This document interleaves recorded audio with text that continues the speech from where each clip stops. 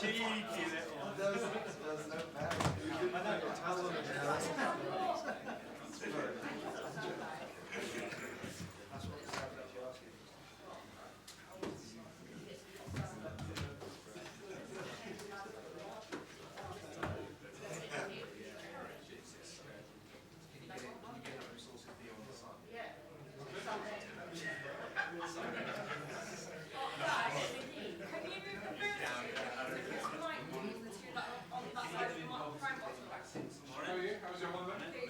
Holiday? Yeah. I'm on a holiday. Bit of winter sun there. That's different. Hi everyone, hope everyone's well. Good morning all. If the cameras are ready at the back, we'll kick off with the live section, then go into 10:30 tonight. If we're all ready, we'll kick off with Gary from Sky. Thanks, Sam. Hello, Mikel. Hello, good morning. Happy Valentine's Day. Thank you. The same to you. Premier League's back. Do you love it? I love it, yes. But some heartbreaking news, more injury, heartbreaking news about time. We know it's serious, we know he's out this season, potentially build up for next season as well. Just explain how he is and how you're going to deal with this situation. Yeah, so we were having a great camp in Dubai, recharging, training, having some time off and connecting again with nature and a different environment, and then the injury happened in a very unexpected way, certainly. So it's a big blow, obviously, because of the injuries that we have. But fortunately, we've been through a lot this season. We have played without Guy Magalhaes, without Saliba, without Ben White all season, Tomiyasu all season, Calafiori 2 months, Merino 2 months, Martin Odegaard 2 months, Bukayo Saka 3 months, Gabriel Jesus, all of them. So that's it. That's the challenge ahead. Love it and look forward, because we are still where we are with all the things that I mentioned, on top of playing 4 times with 10 men, blah, blah, blah. So let's see what the team is made of. You used the word in there that you love it. I was going to say to you, as a coach, does that get your juices flowing, trying to solve a problem like you decimated up top at the moment? Yeah, because, well, I don't want to look, I understand the narrative. Any team in this league lose 4 players in the front line like those ones, and I know what the answer is going to be. I don't want to even mention that, because we've been through a lot and we have sustained the level of performances and results till this point. So we are more than capable of doing it, and that's the only thing that we're going to be looking at. Is anything ruled out? Ethan up top, Raheem up top, Marino up top? You don't have to be very creative with the options that we have. I'm sure you're going to get it right. But you did say at some point quite recently that Ethan has it in him to be an out-and-out, up top number 9. Yeah, the thing is when. I think it's in there. It's more the necessity. It's that a real quality. He's been playing as an attacking midfielder and in the right wing, and I think he's been really good in that position. So that's fine. And a chance for Raheem to shine, give him a chance to play week in, week out.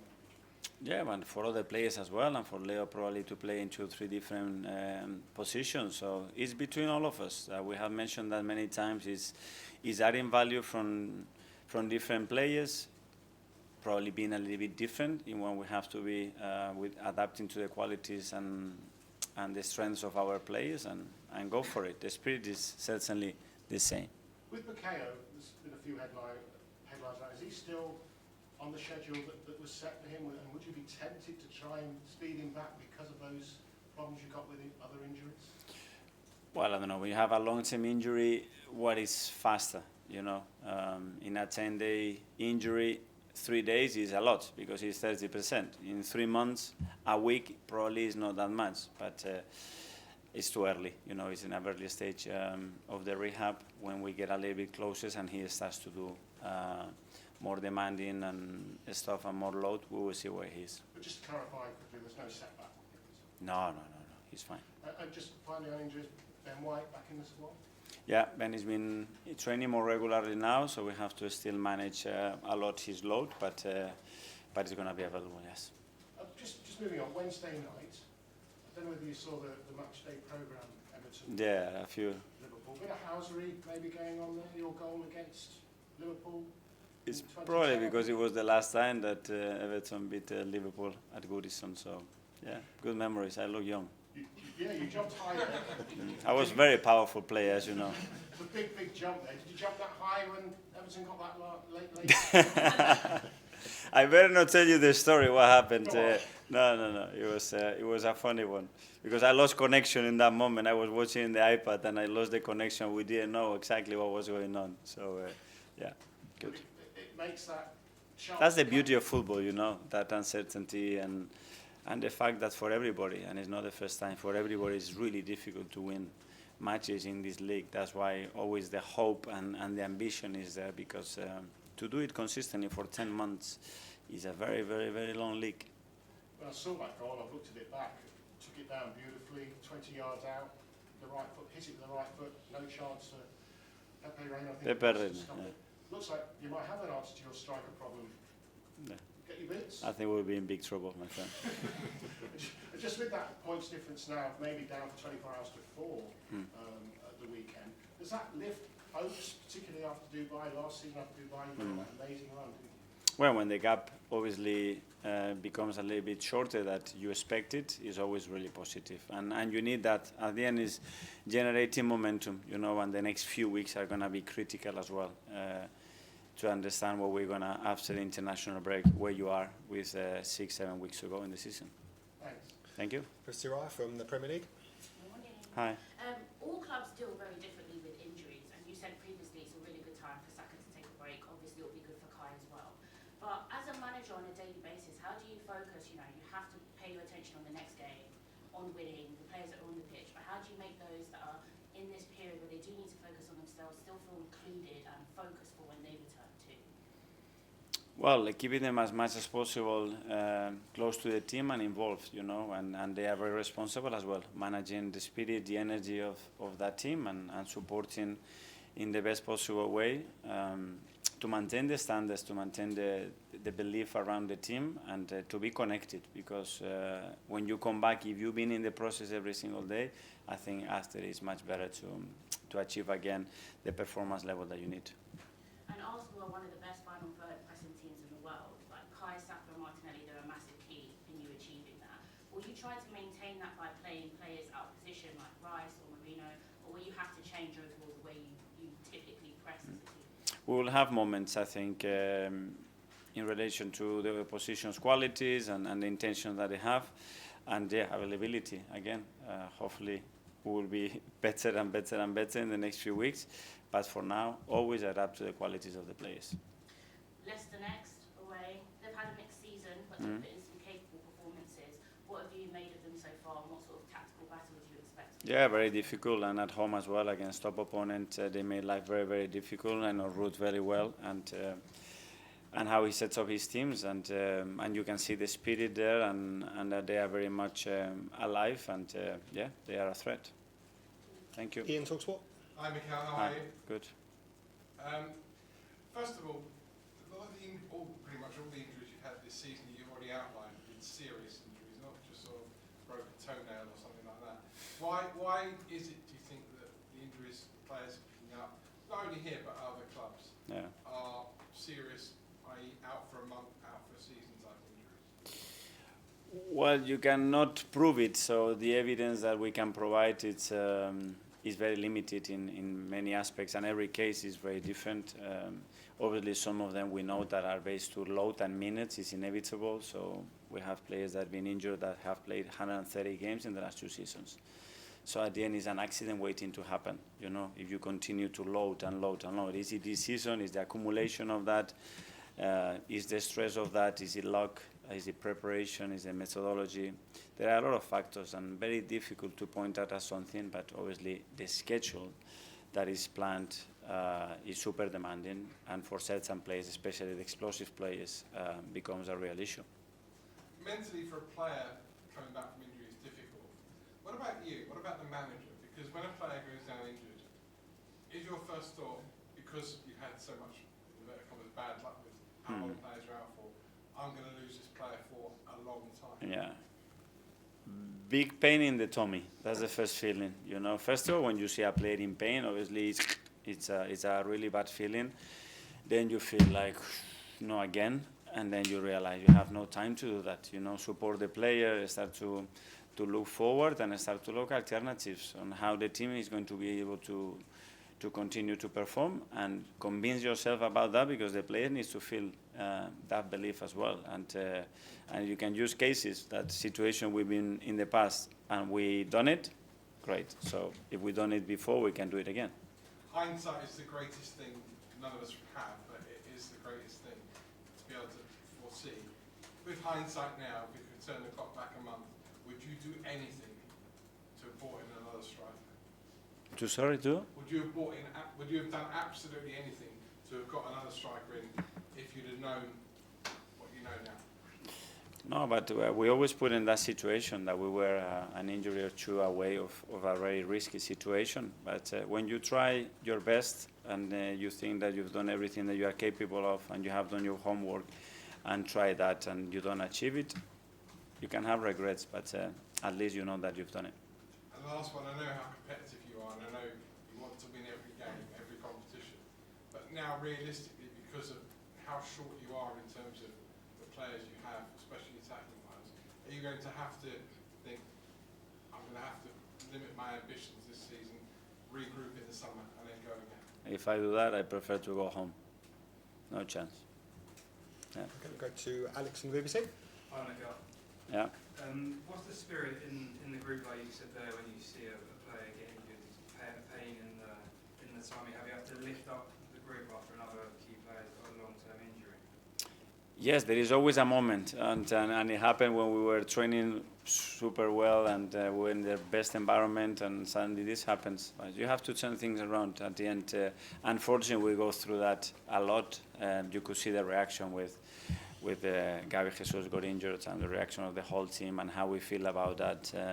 Tomiyasu is another one that has been really, really strong with these kind of situations. Ben, when Mikel just came in and suddenly is on the floor and is out for 6 or 8 weeks. Unfortunately, we had a lot. It's part of the game. It's part of our profession.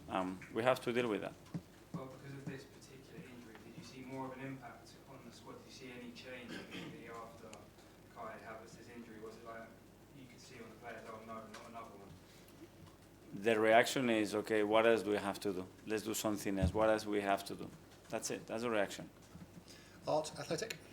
Hi. Can I just ask how Kai did his hamstring? Would that be okay to know? Yeah, he was going to stop a shot after a set piece and stretch the leg, and he felt his hamstring. And in terms of the options you have now, obviously very different profiles to Kai in terms of height and frame. Sorry for my voice. Yeah. I was just wondering, would that change the way you kind of not approach your philosophy of how the game's played, but just maybe a few different tweaks for the different profiles you have with Leo, Raheem?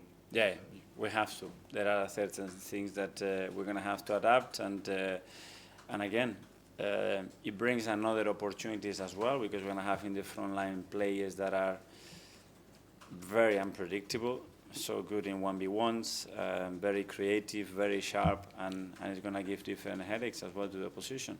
And just on one thing you said before, on the accident waiting to happen with just the scheduling. Yeah. I was also wondering about the workload players have to do now in, I guess, modern football. Is that something you also feel kind of contributes? Because I know a few weeks ago you mentioned Kai making those runs all the way back to, I think it was zone 6, said.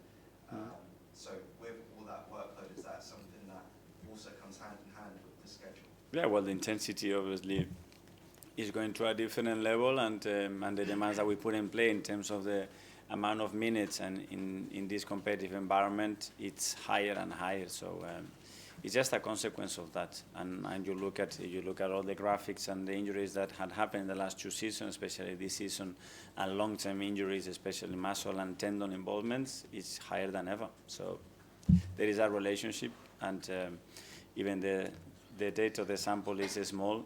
I think it's very clear. Simon for Standard. Mikel, in terms of solutions and things you can do, obviously you are still able to bring in a free agent if you want to. Is that something you're considering? Are you still looking at the market?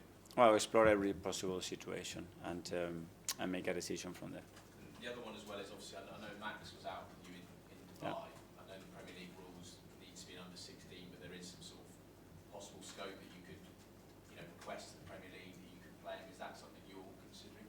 Yeah, well, we have Max, we have many other kids as well there. It's a big opportunity for us to see them in our environment, and it's clear on the rules on age restrictions at the moment, and very difficult to change that as well. Tom, Football London. Hi, Mikel. You mentioned earlier about the narrative and us all trying to work out formations and lineups. Is there an argument that sometimes that you might want to keep more of a senior player in reserve on the bench, and you might play, for instance, a younger player from the start, just so you've got that more senior option to come on later in games? Yeah, that's a good point. And sometimes it's a way of twisting your thinking and probably exposing the player in an environment that is from the beginning and is a bit easier. We'll have to cope with different contexts probably, and some of them that we haven't even imagined or can really plan today. But we are ready. And just one quickly on the market. I remember you mentioned before that bodies don't help when you bring in players, and there's not a benefit to just bringing in a body. Do you still feel in that way that just having someone of a certain ability could help in these situations? Well, certain ability that can play in our level. That's a body that then we recognize as somebody that can support and impact the team. James, ESPN. Mikel, you talk a lot about the load on the players, but is there anything you can do in training? How do you have to adapt training to these games every 3 days? Can you even train properly? No, we're very limited. We train less than ever. You see our data, we train less than ever. It's normal. There's no time for training. But we talk about training only what happens in the grass. The biggest problem is that you don't train the muscle. That's the problem. So the muscle is under-trained, and then you expose the muscle and the tendon to an exposure that they cannot absorb because the tendon needs 72 hours to recover. So a lot of people talk about what we're doing outside. It's not inside, it's inside. When you have to load that muscle for 2, 3, 6, 8 weeks, you haven't trained it, the risk of injury is much bigger. One, because the muscle or the tendon is not recovered, and then it's not prepared to absorb the load and the stress that you're going to put him under again every 3 days. That's the problem. So when you say accident waiting to happen, that's what you're talking about? Yeah.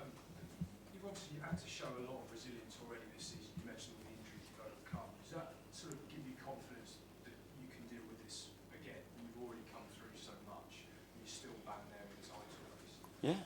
And look at other factors that can give you an edge that maybe they weren't there, you know. And a big one, again, is going to be our people, our supporters. If we're going to be short in certain areas, they can contribute in a way that nobody else can impact the team. And it's with that energy. And so when the energy can change momentum, can change belief, and can put a player from this level of performance to that one without me talking to them. And that's a big power, and we have to use everything that we have in-house and in our domain to do that. And that Everton goal on Wednesday, talk about momentum changes. That helps, you know. It seems that it helps when you see your team performing and what we've done in the Champions League and what we are doing in the league with all the conditions that we are in. That massive belief, you know, and the players' reaction is really what it gives me be in the mood that I am, that they want more and they are not satisfied and they're not going to stop with that. Okay, last couple in the live section. Harry from BBC London. Mikel, Raheem Sterling has not played as much football as maybe some people expected him to when he arrived at the football club, but you know him inside out. How do you get him going now for a period of time where he's going to be essential? Well, he's been much more involved recently as well, and he's married and he has earned the right to do so. And obviously now in terms of the minutes and availability we have of players, other players are going to have more exposure, and certainly Rice will be one of them. Okay, and finally a question in Spanish from Mel at the back. Yeah. Hola, feliz trabajo Hola. de ti, Mikel. ¿Ha tenido el tiempo en Dubái con el equipo y con las familias de todos los jugadores? ¿Qué es la importancia de ese tiempo ahí para relajar la mentalidad, todo para los jugadores y para usted? De convivir, al final ellos son la parte más importante de todo lo que hacemos, porque es la parte que nos da el soporte emocional, los que están con nosotros todos los días, y tenerlos cerca en un entorno donde no hay competición y donde todo el mundo está un poco más relajado es la mejor manera de conocernos, de entendernos, y yo creo que es un momento bonito de vivir juntos. Y esta noche, claro, vas a estar en un hotel en esta. ¿Vas a hacer algo con el equipo, llevarlo a un restaurante o hacer algo con todo este amor que está en el aire, o va a dejarlo todo solo? Por el San Valentín, dices. Sí, con el equipo. Con San Valentín no quieren estar conmigo, quieren estar con su mujer. Pues gracias. Bueno, a ti. Okay, sorry, Mr. Lath at the back there, sorry. Okay. On the wider point, Mikel, winning to North London Derby on Sunday, do you have a word for the team?